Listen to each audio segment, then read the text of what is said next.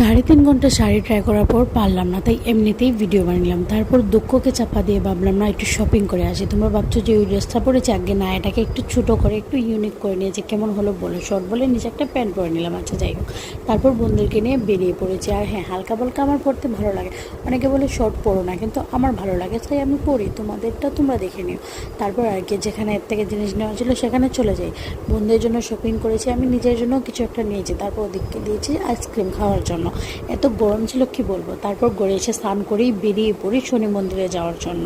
আজকে শনিবার ছিল, তো প্রদীপ টদীপ জ্বালিয়ে মনের আশা বলে দিলাম যা যা আমি চাই। তো তোমরা জানো আমি ভগবানকে বেশ মানি, তা টাইম মতো গিয়ে প্রসাদটাও পেয়ে গেছি। চারিদিক দিয়ে দেখো প্রসাদ মাগানো চলছিল। আমার তো বেশ ভালো লাগে প্রসাদ খেতে, যাই না তোমাদেরটা। আচ্ছা যাই হোক, এখানে নাম্বার দেওয়া আছে শনি মন্দিরে। তারপর খেয়ে নিলাম মোমো, অনেকদিন হয়েছে মোমো খাই না।